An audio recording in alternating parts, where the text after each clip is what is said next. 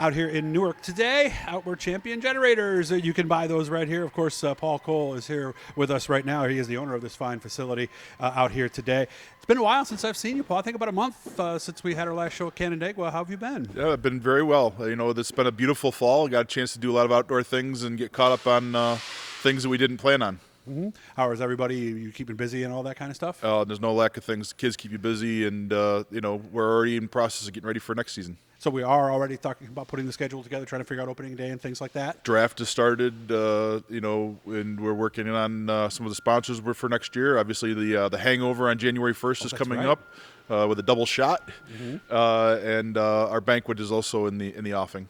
I know some people were talking about that show we did in late season there, the Full Fender Frenzy. Do we know yet if that is coming back? It is penciled in.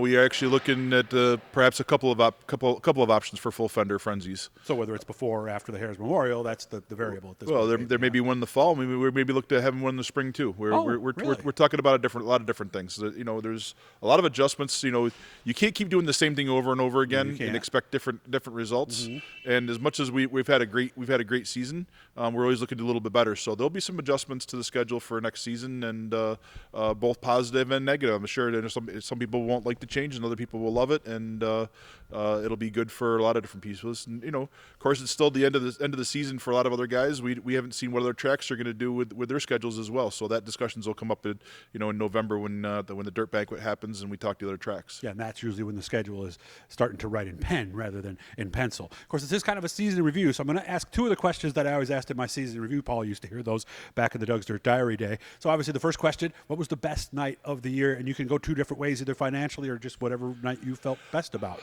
I'll say the best night was getting through a week where we had a lot of challenges, where I had to kind of rebuild our track crew and we faced every odd angle. That week was difficult to work through, and it was very rewarding at the end of the night to get through a night of racing with little problems and know we can be successful when we're up against the wall. Okay. Was there one that was more maybe our biggest crowd of the year kind of thing? We had some really great crowds. I mean, we thought we had one of our biggest crowds, and then it got bigger. The Harris Memorial was our biggest crowd of the year. No kidding. It was a great show, fantastic racing. The crowd left with a great excitement that we had a lot of people asking, can you have another race next week? Yeah. Can you add another race in October? That's tough, because we were on such a high note. Yeah. Even our staff was kind of disappointed. It had been a long season. They wanted to race more. They wanted to be more on top. It was George Costanza from the one Seinfeld episode. That's it for me. You went out on a high note. How about the other side of it? Worst night. For me, the worst night is those nights. The Adam Roberts crash.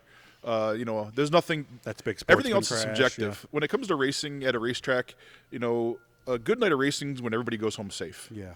And nothing I dislike more than watching guys destroy tens of thousands of dollars worth of equipment, and it's not through any fault of anybody's. Just things happen, and but for me, a good night of racing is when everybody goes home safe, and I'm thankful that everybody went home that night safe. But those are the things I like to see. Okay, good way to look at it right there. And also, a lot of people have talked to me, and I'm going to use one night as a reference here to see if I'm right here. A lot of guys have said, how can he be making money? He's giving the show away. You're going to have those nights when it rains, when people are going to stay home. And we had that one night. Remember, it rained, I think it was 6 o'clock maybe, and set us back. Did we ended up making a few bucks that night, or was it break even? Or we only had one show all year long where we might have come out a little bit in the red, and that was just simply because we had shows stacked on top of each other, where we lost an entire night show right after hot laps. I see. We had that other show that we lost right after we got the Empire Super Sprints in.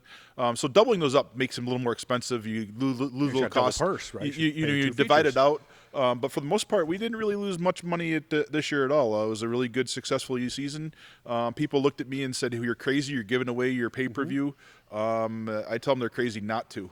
Our physical attendance went up about just a little over 20% in the course of the season, from 2019 to now, by exposing our product to more fans and having more fans show up in the stands. Be as specific on this one as you want to be, okay? Mm-hmm. What was the high-low range for viewership, if you had to So Yes. during COVID was great. You know, viewership was awesome. You know, we would do 300, 400, 500 in a night. You know, our best night would be like 700. This year, our lowest was just about 1,000, and that's on a night that it rained and we didn't really even finish the evening. So, you know, and when I say 1,000, that's 1,000 devices. I mean, we're not talking about people more than watching. 1,000 people because they probably don't watch by Yeah, themselves. I mean, because we know of at least 9 different bars and restaurants that are showing it. You know, so a lot of times they average 70 to 100 people they're watching. You know, think about Watkins Glen weekend. You go out through the campgrounds in Watkins Glen, and there's people gathered around. We know that by doing our surveying and our reviews that we're averaging somewhere around 4,500 people a night watching at home. That's Never mind what fantastic. we're also adding at the track. Yeah, and at Super Dirt Week, I told you what I saw. There were people at campgrounds with their phones tapped into their big screen TV and 15, 20 people sitting around watching. Right. So that's become a thing now, hasn't it? Well, it has. You know, people are doing it now at home. Think about it when you're watching a pay-per-view fight. Yeah. You know, people don't want to spend $90 for a fight or $70 for a fight. But they will when they have 12 people there to split the cost. Right. They buy a couple pizzas. They drink their own beverages. Right. They And, save and money. they can't afford to all go to Madison Square Garden and get a front row seat. So point. those are important things.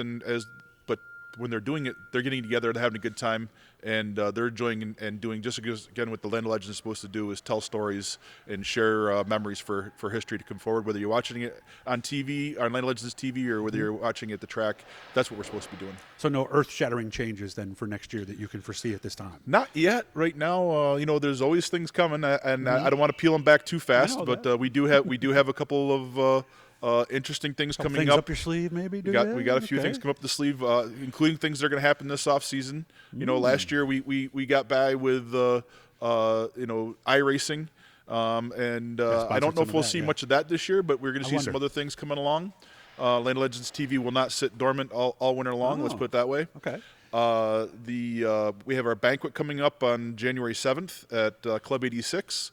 Official details coming out on that soon. Nice. We have the Hangover with a double shot coming on January 1st. This year's incarnation of the Enduro for both 4 cylinders and 6 cylinders. Those registrations will start going out in early November. So those are both possible to be on Land of Legends TV. So that'll also be options to see. And then I know we're just waiting for the Fair Board is finishing up a grant for brand new grandstands. They're going to go in not for the entire facility, but for a good chunk. Nice. So that, we're still adding to the facility there as well, and looking forward to that happening. That was supposed to. They actually were purchased just before COVID hit, but they've been held up now with the grant money, and that's supposed to release this winter. And we hope to have those put up in early spring. LandofLegendsRaceway.com is how you can find out more. I'll be checking in with Paul along the way this offseason. I want to offer congratulations to Steve Ovens on his new arrival and his new job. So we're happy for him. I'm happy for you, Paul.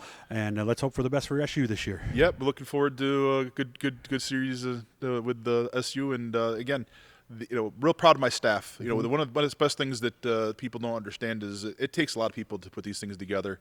And I might be lucky enough to be the captain of the ship, but without having what I consider to be one of the best crews, whether it be Land of Legends TV or our announcer or our pit crews or our safety crew, or even our concessions, they work their tails off to give the fans the best experience, and we can't wait to do that again in 2022. Hit that blue guys. That's right. Subscribe. It's the same color as Paul's shirt. Thanks for having me out. I'll see you later, man. Thanks, Doug.